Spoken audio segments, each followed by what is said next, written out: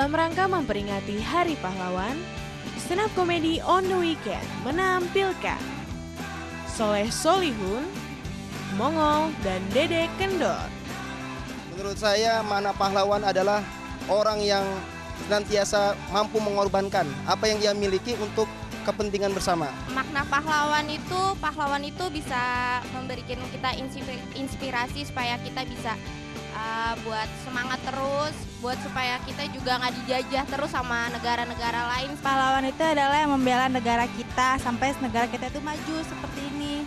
Pahlawan itu orang yang berjasa banget untuk kita gitu. Karena kalau nggak ada pahlawan, ya kita nggak tahu gimana jadinya nanti. Pahlawan itu orang yang sudah berjuang untuk negara kita biar maju. Ya seperti ini. Bagi saya seorang ibu, Hari Pahlawan yang sekarang, era saya tahun 70 dengan era sekarang ada cukup perbedaannya cukup jauh. Kalau dulu saya masih mengenal para pahlawan dengan cara upacara. Kalau sekarang sudah tidak ada lagi upacara.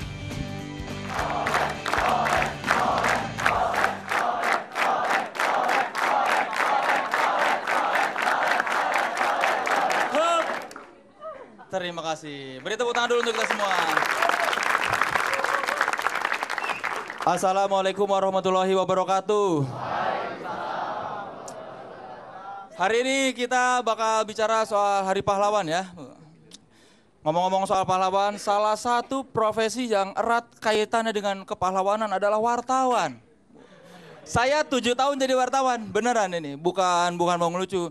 Tapi 7 tahun jadi wartawan belum juga jadi hartawan. Makanya saya udahan. Kerja sebulan jadi wartawan, masih kalah gede sama ngemeng-ngemeng 20 menit. Gajinya itu, aduh. Sedih sekali. Makanya kalau Anda perhatikan ini kameramen gagah-gagah, tapi banyak tekanan. Tuh, langsung tuh, iya. Bagian gaji wartawan kecil, jangan diedit. Semoga Surya Paloh mendengar aspirasi ini.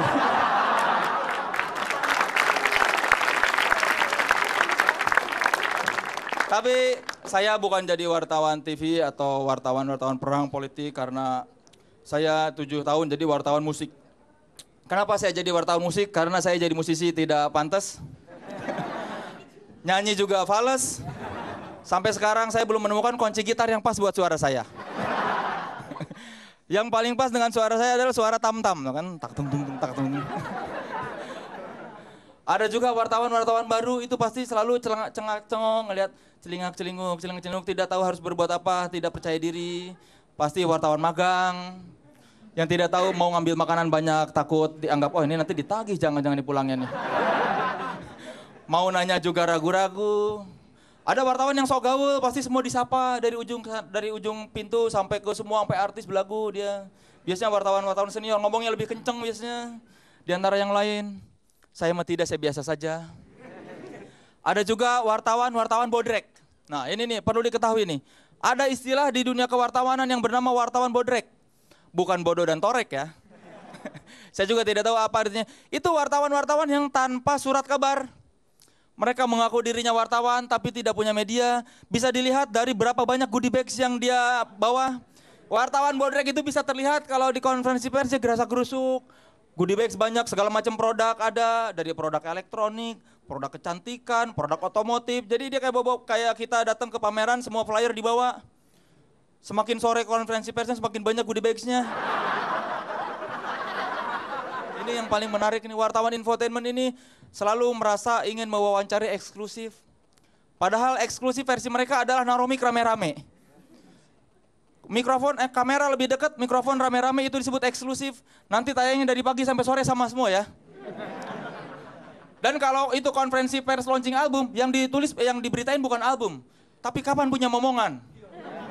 Apa hubungannya launching album dengan momongan? Band Wali mengeluarkan album, tiba-tiba pertanyaannya, apa ya kapan punya anak lagi? Astagfirullahaladzim.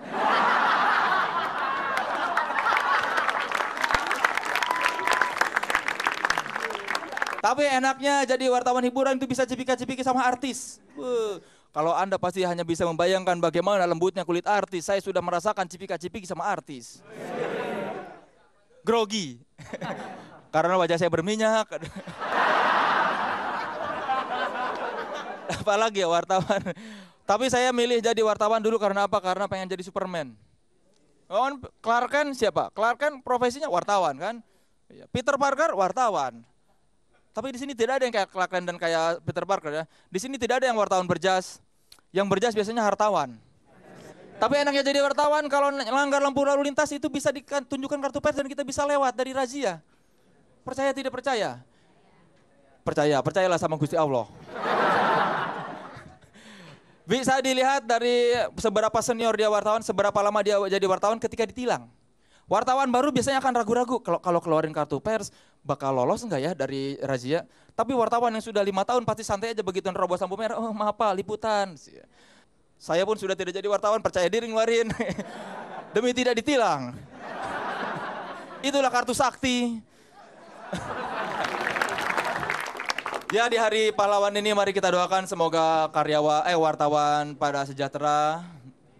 Amin dong.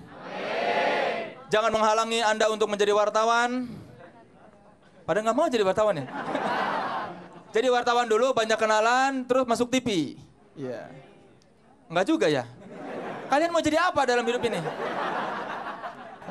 Mari kita ucapkan terima kasih kepada para pahlawan. Kok nggak amin? Tepuk tangan untuk para pahlawan.